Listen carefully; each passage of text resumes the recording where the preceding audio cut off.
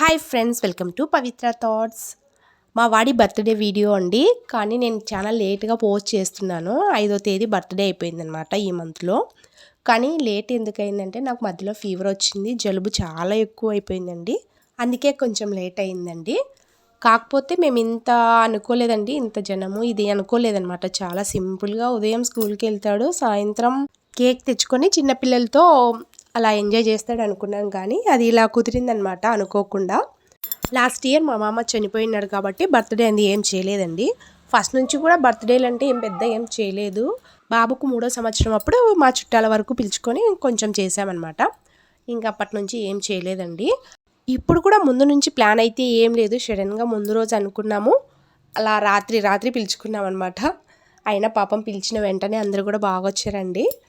ఇంట్లో అయితే ఉడకగా ఉంటుందని చెప్పి బయట సేమియానే వేసి కొన్ని కుర్చీలు తెప్పించుకున్నాము. ఇంకా అందరూ అక్కడే కూర్చోంటే ఇంకా కేక్ కూడా అక్కడే కోస్తే బాగుంటుందని చెప్పి కేక్ కూడా అక్కడే తెచ్చుకొని కిందనే కోసామన్నమాట. ఇంకా భోజనాలు అన్నీ అయితే వేరే అన్నతో చేపించామండి. అన్నీ చేసి అన్న మొత్తం అన్ని తీసుకొచ్చి ఇక్కడ పెట్టిపోయారనమాట. మేము ఈ ప్రోగ్రామ్ అంతా ఉదయమే పెట్టుకున్నామండి. ఎందుకంటే వచ్చిన వాళ్ళు మళ్ళీ వెళ్ళాలి కదా, రిటర్న్ వెళ్ళాలంటే వాళ్ళకి ఇబ్బంది లేకుండా అని చెప్పి ఇట్లా పెట్టుకున్నాము. గౌరీష్ మాత్రం ఉదయాన్నే స్కూల్కి వెళ్ళి వచ్చాడండి. ఎందుకంటే బస్సులో పిల్లలకి స్కూల్లో అందరికీ చాక్లెట్లు ఇవ్వాలని చెప్పి ముందు నుంచే మనకి ప్లాన్ అనమాట. అందుకని చెప్పి చాక్లెట్లు తీసుకొని వెళ్ళాడు. అక్కడంతా అయిపోయిన తర్వాత మా బావ వెళ్ళి తీసుకొని వచ్చాడండి గౌరీష్ని. కొంచెం ఒక 12 కిలోమీటర్లు అట్లా ఉంటుందన్నమాట. మాది పల్లె కదా, అందుకని చెప్పి 11 గంటలకల్లా మళ్ళీ పిలుచుకొచ్చుకున్నాం అనమాట. అంతలోకి చుట్టాలు వస్తున్నారు.